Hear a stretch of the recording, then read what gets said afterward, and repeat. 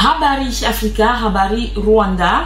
Bienvenue sur For You Media Africa. C'est l'instant consacré au carnet de mémoire. Et donc aujourd'hui, nous sommes le 7 avril 2023. Et lorsqu'on fait un petit feedback quelques années en arrière, notamment le 7 avril 1994, ça fait exactement 29 piges. 29 ans déjà que le Rwanda, ce pays du continent africain, a donc connu l'un des pires massacres du XXe siècle. Il s'agit bien sûr du génocide rwandais. Et donc, tout est parti du 6 avril, c'est-à-dire la veille du 7. Il se trouve qu'il y a un message qui a été diffusé sur les ondes de la radio. Le message disait « Abattez les grands arbres ». Et ce message était donc ainsi le début de ce génocide qui a donc ravagé plus d'une dizaine de familles du côté du Rwanda. Et les familles venaient de deux clans, les Tutsis et les Hutus. Mais aujourd'hui, si aucun document n'atteste d'une préparation bureaucratique, la haine attisée justement depuis des années et bien évidemment le conditionnement des esprits vont quand même permettre ce déferlement de violence dans une grande partie du Rwanda.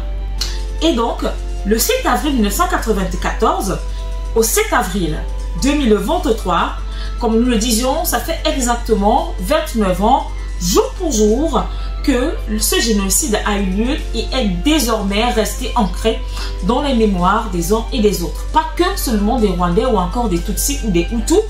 La preuve, nous en parlons aujourd'hui parce que finalement, cette journée est rentrée dans les annales de l'UNESCO et ceci depuis 2003 car l'UNESCO a décidé d'initier une journée de réflexion sur le génocide rwandais.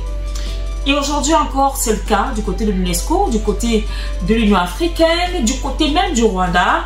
Il y a donc des événements qui sont organisés depuis le début de cette matinée pour rendre hommage à ce peuple rwandais qui en a souffert, qui en a bavé et qui jusqu'aujourd'hui continue d'en souffrir parce que ce sont des souvenirs qui ne s'oublient pas. Ce sont des souvenirs qui restent à jamais gravés dans les mémoires des uns et des autres.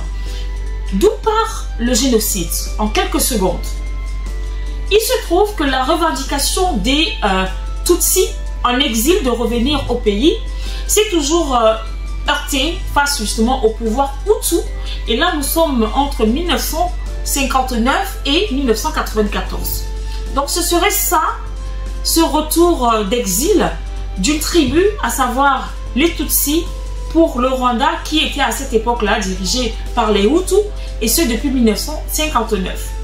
Et donc, ça n'a pas toujours été ça. S'en sont suivis dans ces heurts et ces violences, ces massacres, ces meurtres. Et pour sortir, nous allons le dire, on ne le dira jamais assez. C'est pas moi qui l'ai dit, c'est pas l'Afrique, c'est pas For You Media Africa qui l'a dit.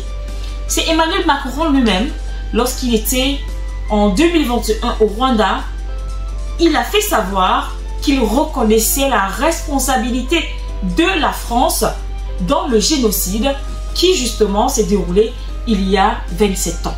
Nous étions en 2021. Le jour, c'était bien sûr un jeudi et c'était un 27 mai. Emmanuel Macron a fait cette déclaration. Encore, beaucoup de force, beaucoup de courage au peuple rwandais. Asante. N'oubliez surtout pas de vous abonner et d'activer la cloche de notification pour ne rater aucune de nos prochaines vidéos.